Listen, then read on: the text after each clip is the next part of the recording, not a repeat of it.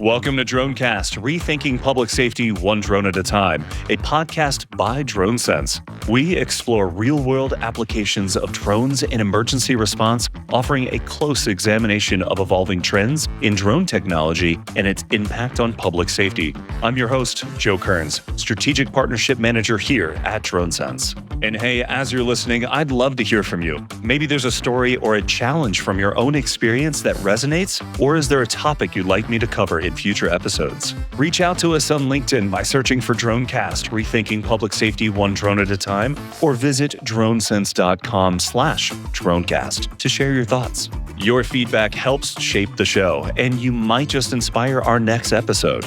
Now, let's dive into today's conversation on advancing public safety through drones. Welcome back to Dronecast, rethinking public safety one drone at a time. I'm Joe Kearns, and we're continuing our conversation with Rich Gatanis from Southern Manatee Fire Rescue. In part one, we explored Rich's background and innovative applications of drones in hazmat operations.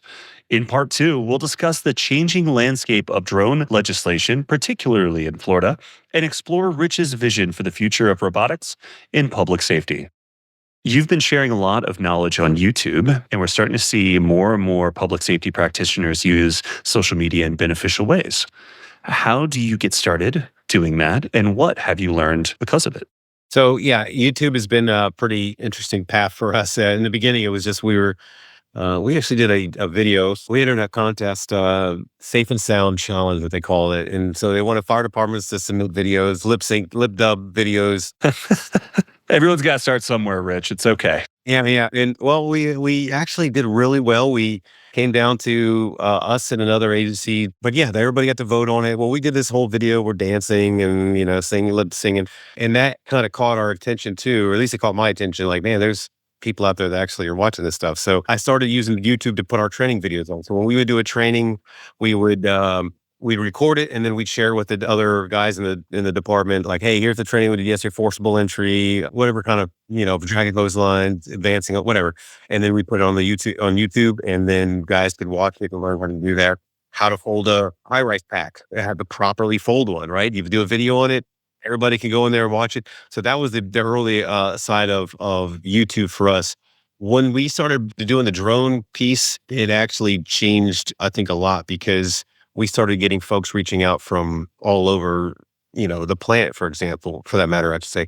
And one notable one too, and I'll say this is kind of a feather in our cap. It's a pride moment for us when I was talking back and forth with some folks from Colombia, their fire department in Colombia, their organization there. They're kind of a federal fire service. The way they do things, they're a little different than the U.S. We have multiple different fire departments, different counties. We kind of decide what we want to do.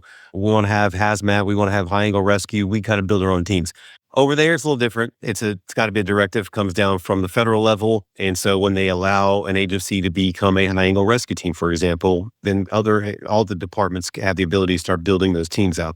Well, drones came on the scene, and they were wanting to introduce drones into the fire service there, but they needed to get the buy-in at the federal level. And so I was speaking on for almost a year with some of the guys there that were operating drones. It's kind of like their beta testing that they were doing for different applications, brush fires, any kind of fire for that matter. And then hazmat was a big one for them too, but they needed some help with that. And they found us on YouTube, reached out, lots of conversations back and forth. And I had the honor of going down there for one of the international fire conference that they had in Colombia, in Bogota.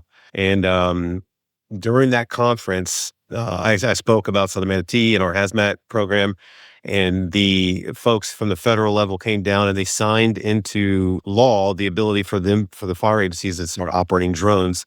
And it was just a cool moment for us. They did it with us there. They showing their appreciation for our help and helping the country of Colombia implement drone tech into the fire service.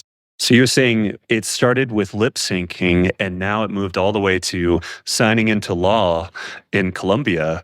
YouTube's powerful. That's awesome. Wow, that's an amazing story, Rich. Now, I always feel like I want to dive into more of that. Maybe you, me, and McBride and Columbia, we can ask them a few questions. That's a wonderful episode we should explore. Is there any advice you would give to other practitioners getting started in social media to amplify their voice to get to this level that you're speaking of?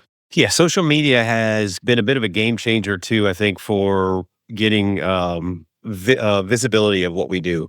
In the past, even YouTube was, somebody would record a video, they take it back, edit it, and in about a week or two, maybe you get something show what. But now it's all real time.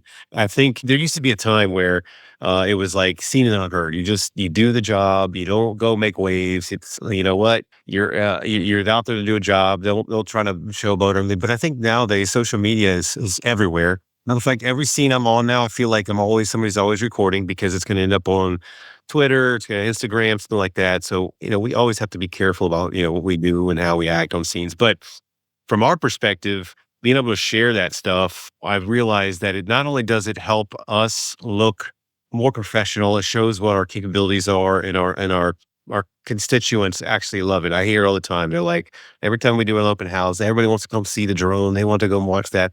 But I think it also, the other side of that, by sharing and pushing it out, it's a little extra work on our side, but it's helping so many folks, like other agencies trying to stand something up. So you may think that what you're doing is what everybody else is doing, but there are people out there that are still trying to get their feet underneath them with their drone program.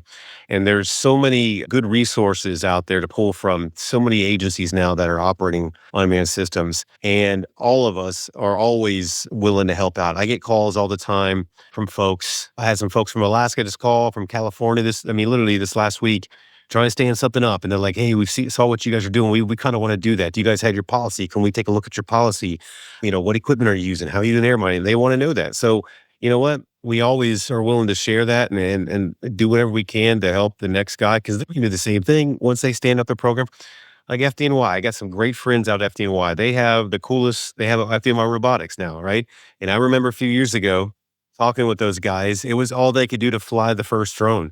And now they have their own robotics team, which I think is the coolest thing in the world, right? They're doing submersibles, they're doing ground vehicles, they're doing unmanned aerial stuff, and they're a standalone unit now. And that all comes because people have been willing to help out, share, give information. And now everybody's looking at FDNY. They're like, these guys are like, how do I build that thing?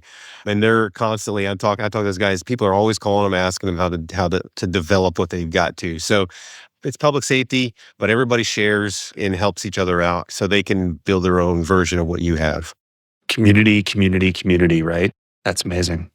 Well, with drone technology that's ever changing and ever evolving, how do you keep your team up to date on both their basic skills and new features?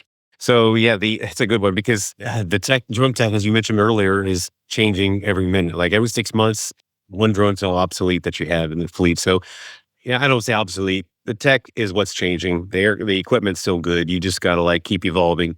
I would say as a program administrator, trying to keep up with the changing in the technology and making sure that you have the gear next year.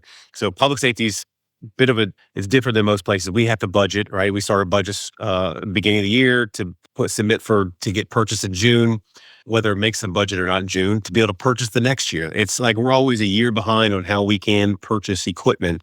So you definitely have to stay ahead, because what you don't want to do is plan to purchase something that is either it's going to be end of life now because you weren't paying attention, or there's a better thing out there. So you have to constantly stay ahead of it. And I'll say the folks in the industry, the sales side of it, have been very good about that. Anytime I talk to vendors or whatever, it's always like, I know what you're looking to get, but I want to let you know that there's probably going to be something better at this. So let's start budgeting for this thing. And so that's constant ongoing challenge.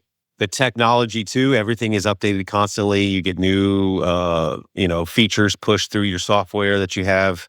We fly Skydio, and every time there's a new push, every quarter they push a new thing out, you got a ton more features. So I have to get my guys through the online training. They got to learn all the new tech, new features. And then the good news is, for example, they send it out to us a couple weeks ahead. We see what's coming. I get to my guys, make them watch the videos. Then we go out we push the new updates, and then we train them on that. The kind of the cool thing too today, the technology through apps and whatever you're using allow you to track your pilots a lot better than they used to be. Before we used to have to write everything on paper. Here's the flight. Being able to track your pilots, the flight hours, training hours, all that stuff is huge, because we have to have that for our records and stuff now. So the way that folks like DroneSense is being able to push things out like that to make it so much easier But a guy at the end who's got to put the spreadsheet together has been a game changer. That's good technology. Yeah.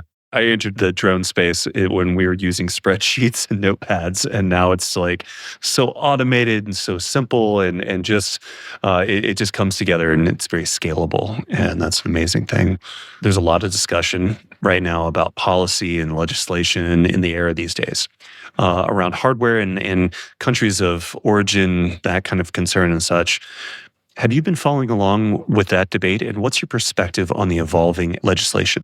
We actually were, I would say, the litmus test for all that in the state of Florida. So just to give a recap, I think it was 2023, a law went into effect in Florida, January 1, 23, that banned the use of all drones, every drone, but in the initial legislation, there was 5 drones we could choose from. What they were called blue UAS drones, right? Which they still call that. But kind of came to us 11th hour. We weren't ready for this. We didn't know what was happening, and then it kind of got stuck into a bill. Actually, the funny thing is the bill that we were trying to pass was going to be a good bill for public safety or law enforcement specifically when it comes to operating drones. We were trying to push a bill through here in the state, and at the very end, they tagged on this restriction to it, which, the whole public safety state of Florida was up in arms over that because it really handcuffed us, right? We had most of us had tens, $100,000 worth of gear that we knew we were not going to be allowed to use as of January 1, 23. I remember these conversations with Lee in Collier County when this all happened. It was, your fleet of all DJI or so on? Yes, 99% of the state was operating DJI or Alltel. That was kind of because of the cost, right? And the availability. So when this all happened, it was a shock to us. And, we went through the motions of pounding our fists on the table and complaining, but we also realized we needed to do something about it, right? And the way we went about it that's where we formed our group called FLOGR, which through Drone Responders, if you're not familiar with Drone Responders, that's a nonprofit that kind of is a think tank, bring all the agencies together that are operating drones to kind of like to better the industry for us. Well, through Drone Responders, we started our own Florida group called FLOGR, the Florida Public Safety UAS Coordination Group. And in the beginning, it was a few stakeholders that we kind of got together, and then we started reaching out to all the other agencies in the state that were operating drones. Because what we wanted to have is a voice as one, not just, this department complaining up to Tallahassee or this sheriff's office complaining, by having the solid voice of hundreds of agencies and hundreds of pilots brings a bigger impact at the state level. All right. So we had some folks in our team too that speak at the state level too, which is good. But we are, like currently, we're at about 120, 130 agencies in the state of Florida that are represented through FLOGR, and probably 400 or 500 members part of our FLOGR. And we hold monthly calls. We do trainings throughout the state. We have a conference that we do, for public safety folks called FlowCon. We do it every year in February, and it's very inexpensive for public safety guys to go for 3 days and just fly drones, listen to people speak. It's a really good time. So when we were faced that, we knew that we had to act. And instead of, we had a moment of anger and banging our fists. We realized, with a lot of people were watching what's happening in Florida. So we needed to figure out a way to beat it. And by taking the lemons and making lemonade out of it, so to speak.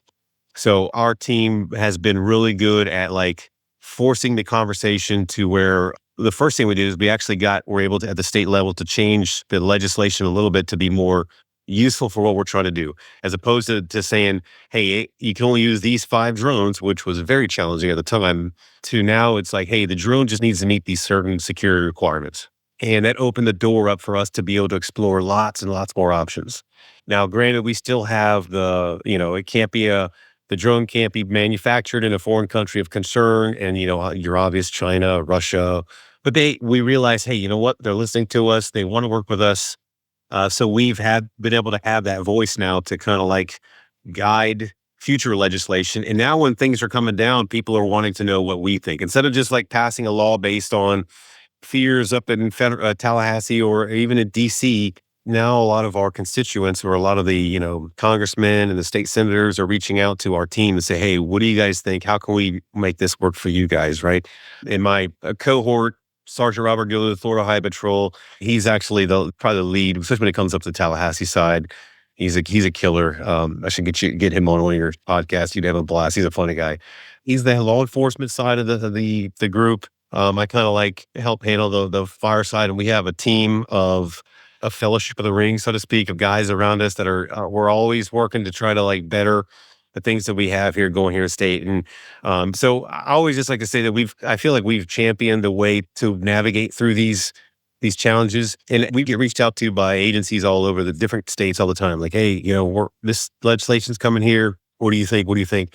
In our first, we always tell them like organize, get your not just your local, but get your state organized with your folks, public safety folks, so you guys have a say in what's going to happen. Because I'm a firm believer, it's not a matter of if, it's a matter of when. And what you don't want to do is you don't want to have the guillotine come down like it did here in Florida, right? A third of our agencies probably lost all their capabilities because they couldn't afford to buy the stuff that was on that list. So get organized, start to diversify your fleet a little bit if you can. That way, if something happens overnight, you're not stuck holding the bag, so to speak. But by organizing, it allows you to help develop the plan for the state to make those changes if they make those changes. So luckily, I see it happening. It's happened in a couple states. They've had very loose versions of what happened here in Florida, which is good. And a lot of states are still pushing back. I just, had I had the foresight or knowing what I know now, I think we would have started diversifying a lot sooner and also building this team out to have that representation at the state level. Now, looking ahead, what advancements in drone technology are you the most excited about? And how do you see the future of drones evolving in public safety and in hazmat applications? So that's a good question. We're starting to look, I'll say on a personal level here at Southern Manatee, we recently started to look into other aspects, maybe not just drone technology, but robotics as a whole. Like land, sea, air, like multiple things like quadruped, ROV. Yeah. So, it's funny because I think the definition of robotics has changed substantially over the last 10 years, right? Before you used to think a robot was just this next thing that would go in and out. Now there's like 10 different ways robotics are applied. And the technology is changing so fast that it's allowing outside of the box type stuff to be able to use as robotics. One of the ones we partner with is a company called Squishy Robotics. And it sounds funny, but they are a drone deployable flammable gas detector. And basically, it's this tensegrity ball that it can absorb and absorb impacts. In the core of it is a sensor, all right, and it has cameras and it radios back to a command post to another receiver, and it air monitors in different locations. And so this particular sensor can be deployed. I think they've dropped it from 1,000 feet into a scene. So you take that kind of tech, and even though it's a stationary robot right now, but eventually you'll be able to make that ball roll on its own. So now you have a robot that can roll on the ground. And cool thing about that is there's no FAA. So I don't have regulatory sides of that I got to deal with. Take off next to an airport, or not take off, but just chuck it into a situation, right? That's 100%. So one of it may be able to be drone deployed, but guess what? I could drop it down a manhole cover, right? If there's somebody injured in there that we don't know what gases potentially are in there. We can put that in there. I can throw it into a scene. We had our overturned rail car with liquid propane, like 60,000 gallons of liquid propane of a rail car that overturned. We threw those out into the scene. We'll let them air monitor, and they have cameras, and we're getting all of that information back. So this is we're a pilot partner with Squishy to test their systems in different applications and how to better deploy them, how to use them.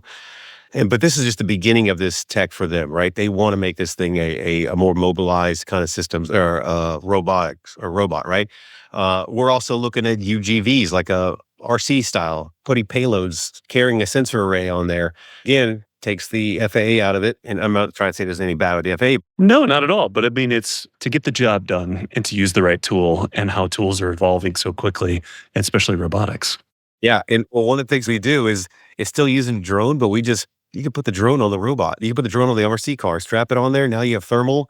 It's got cameras on it, and it will last forever that way. And the communication back and forth, like our Skydio has LTE built into it, so it can literally go anywhere. As long as there's LTE, we're getting the signal back. So that loss of line of sight stuff is not an issue anymore. We're not losing video because of that. So there's just, the future it's crazy changing. And the capabilities that we're going to be able to have moving forward, it's going to be exciting to be a part of, because we're just a small little piece, man. We're a small department. We have 5 stations, 120 firefighters. The impact that our hazmat team has been able to have on the industry, I think, has been huge. But the other agencies out there that are doing a lot of the cool, crazy stuff that we're doing now too, maybe not just hazmat bombs, bomb squad guys, tech rescue guys, you name it. There's so many different teams out there that are pushing these things in different ways.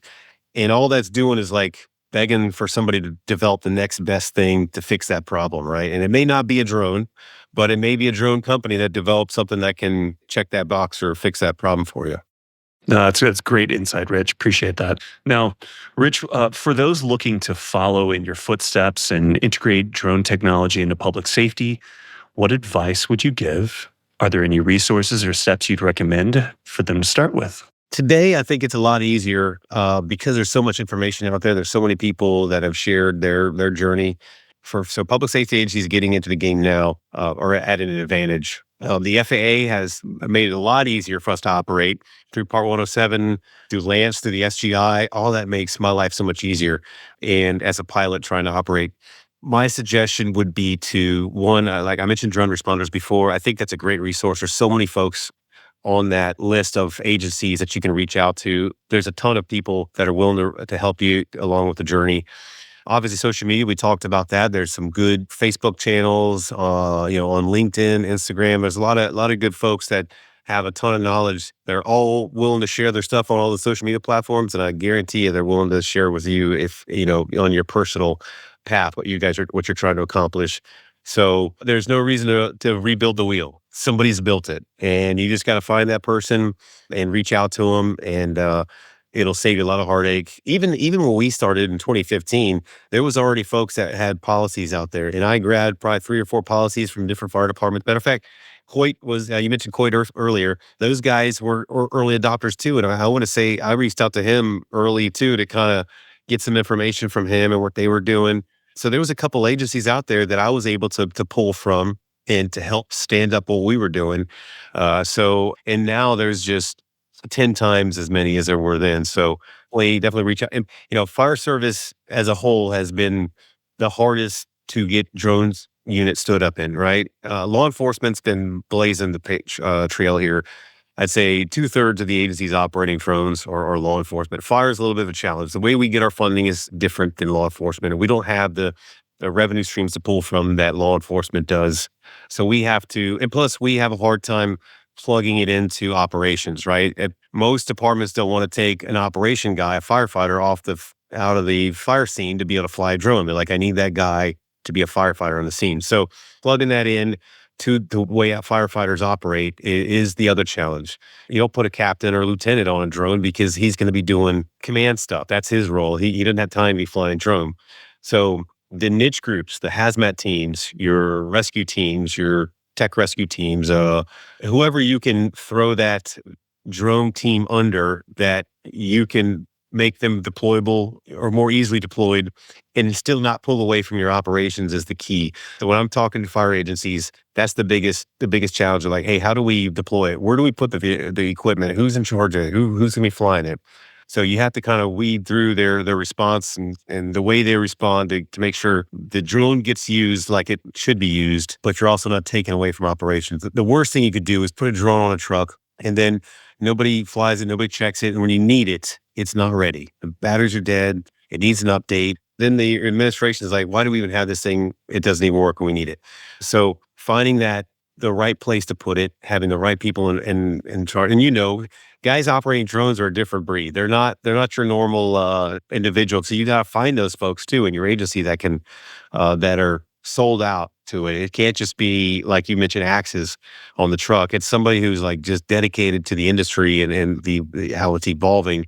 And those are the guys you seek after and you put them on your drone team because you'll make sure the gear is always ready to go. Kind of went on a rabbit trail there, but anyways, so those are kind of the challenges of standing up a program. But like I said, there's always somebody out there willing to help, and I'm always willing to help too. So to share all my information too. That's awesome, Rich. And it's all about community, right? Like we constantly need to be able to share all this information and have this. And I know you just mentioned Coit. Coit does a great job with our DroneSense weekly working groups on Fridays. And I believe you've been on there. And if you haven't, you're joining us soon to share all this information and share what's new and all of that. So it's all about community, not reinventing the wheel and sharing how we're all kicking the wheel down the road, I guess, right?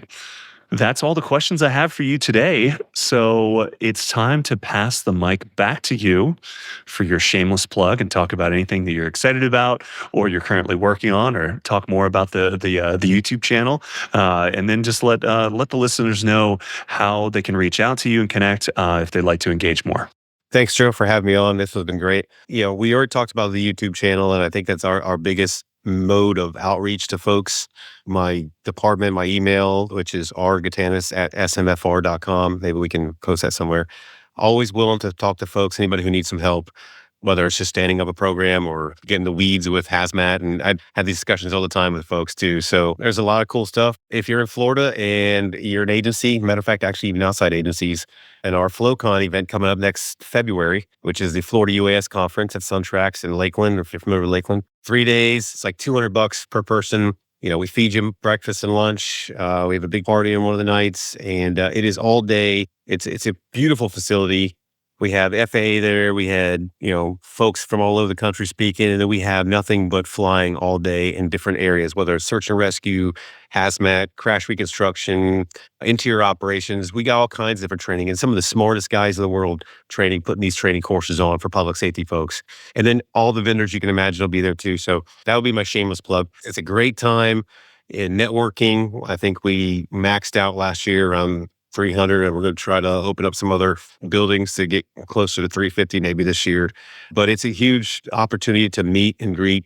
Whether you're brand new and you're standing up a program and you just don't know where to begin, you're going to get everything you need to know there. Or you've been doing it for a while, reach out to me. We'll put you in there to teach a class or something. So it's Florida in February. You can't go wrong. Oh, well, Rich, thank you so much for taking the time to visit with us today and share your insights and your wealth of knowledge. And then thanks to everyone on the internet for listening to Dronecast today. Thanks again. And Rich, we'll see you next time. Listeners, we'll see you again soon. Take care. Appreciate it. And that concludes our 2-part conversation with Rich Gatanis. A huge thank you to Rich for sharing his wealth of knowledge and experience with us. You can find Rich's work on YouTube under SMFR 911 and connect with him through Florida Public Safety UAS Coordination Group. For more episodes of Dronecast, be sure to subscribe wherever you get your podcasts. Thanks for listening, and we'll see you next time. Dronecast, Rethinking Public Safety One Drone at a Time, is brought to you by DroneSense. To find out more about DroneSense and how our comprehensive situational awareness platform can help you fly, share, and manage your drone program, please visit DroneSense.com. That's DroneSense.com. And then make sure to search for Dronecast in Apple Podcasts, Spotify, Google Podcasts, or anywhere else that podcasts are found. Please don't forget to click subscribe so you don't miss any future episodes. On behalf of the team here at DroneSense, thanks for listening.